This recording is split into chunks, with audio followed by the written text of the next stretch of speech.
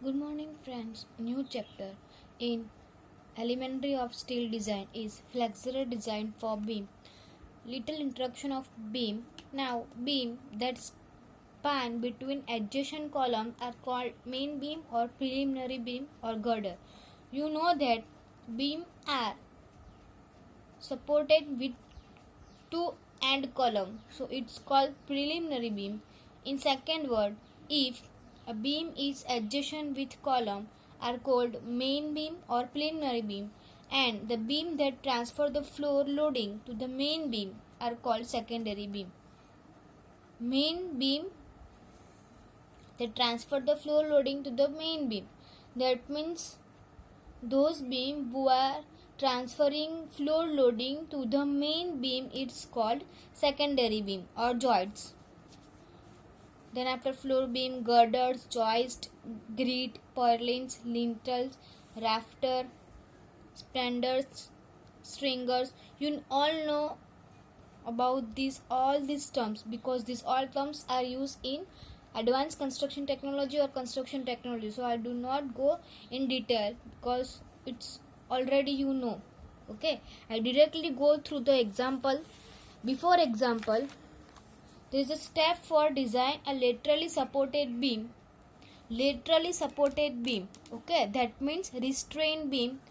In this chapter, two types of example are there: laterally supported beam and laterally unsupported beam. Okay, first go through laterally supported beam. For that, first step is calculate factor design load. Second step, maximum bending moment and SF. Then after third step, obtain required plastic section modulus. Plastic section modulus formula ZP required is equal to M gamma M0 divided by Fy. These are the famous formula. You have to remember this formula. ZP required is equal to M gamma M0 divided by Fy. You know that the value of gamma M0 M moment, finding from second step bending moment. Fy, you know that Fy.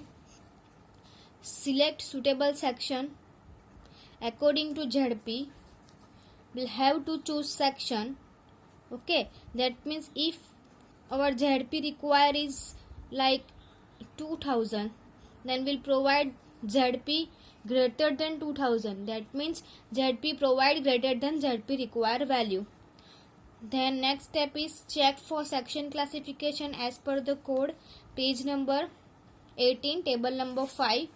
You already know how to find section classification.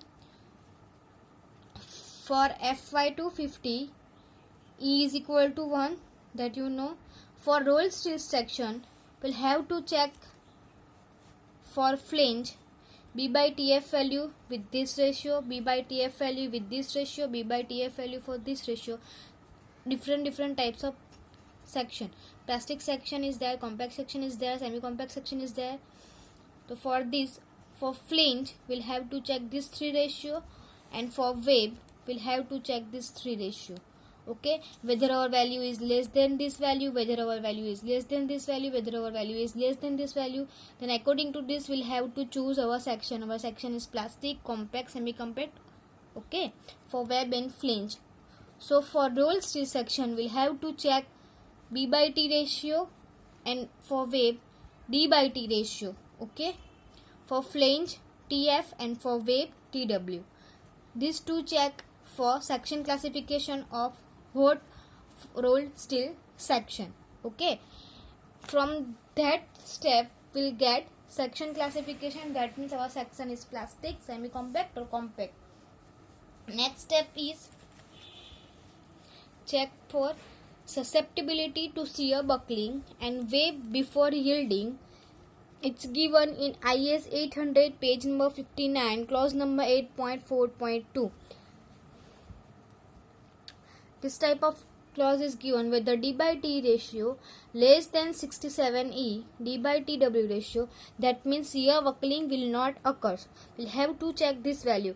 Whether our value is less than 67E, for that shear buckling will not occur. Okay.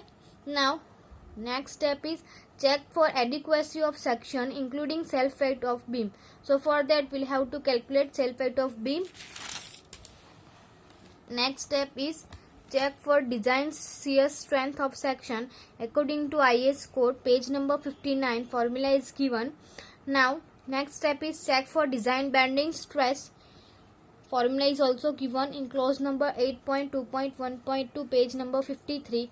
Again, next check is check for shear leg effect. It's also given in IS code, page number 53, clause number 8.2.1.5. Next check is check for deflection as per the IS code, page number 31, table number 6. Next check for the wave crippling. Is all that the check are necessary for calculation. If examples of restraint beam is asked in exam in 14 marks, then you have to check all this value. If example is asked in 7 marks, then you have to do 2 or 3 checks. Okay, but example is asked in 14 marks, then you have to compulsory do all this necessary check for requirement of beam. So this point is remember, if example is asked in 7 marks, then you have to do any 2 or 3 checks, but the example asked in 14 marks, then you have to do all this check. Okay, then 2 important theories are there. First is cross section classification. It is given in IS code, page number 17, clause number 3.7. You have to write cross section classification from IS code, clause number 3.7. And next theory is failure mode of hot load beam. Here different failure mode are there. First, excessive bending, lateral torsional buckling, local buckling, shear yield of wave, local crushing of wave, buckling of thin flange. All these failures are explained in detail in your book. Please see in your book.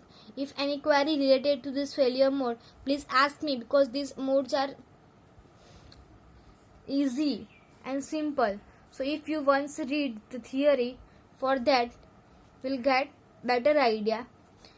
In exam, either question is like this, failure mode of hot roll beam, or either question like this, explain local buckling, explain local crushing, like this. Okay, so you have to read all this theory individual.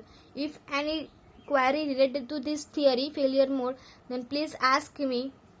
I directly go through example, because example is more important than theory. So we'll directly go through example. Thank you.